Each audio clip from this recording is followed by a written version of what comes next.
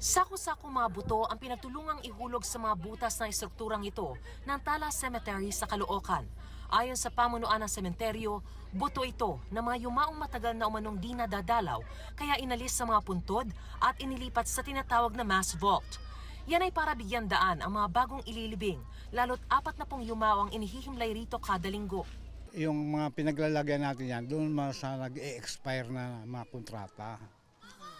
So tinatanggal natin yung mga naglalaps na, ipapalit natin yung bago. Yung mga yan hindi na dumarating. So kailangan rin namin itabi siguro dahil sa iniwasan natin yung kalat ng mga buto rito. 5 taon lang ang kontrata ng mga inililibing sa mga apartment type na nichong tulad nito.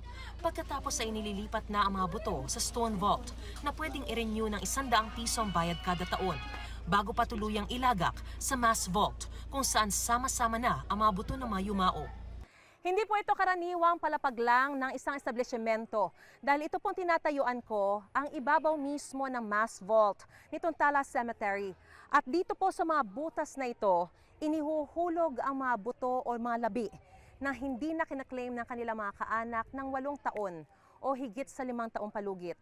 Ayon sa pamunuan, mukha mang itinambak lang ito, mas maigi pa rin daw dahil kahit papano, alam kung saan sila hahanapin.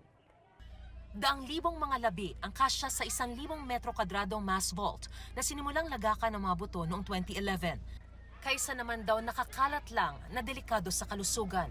Una yung mga amoy-amoy noon, mga nakakasira yun sa mga baga ng tao. Saka yung mga bakterya noon. Inihihilera naman ang mga lapida ng mga labing inilagak na sa mass vault sakaling hanapin pa ng mga kaanak. Ngayon pa lang, marami nang dumadalaw sa yumaong mahal sa buhay, gaya ng pamilya ni Adeline na emosyonal pa sa pagkawala ng mahal na ina. Persuntas po na wala siya talaga. Lagi pong nasa puso namin siya.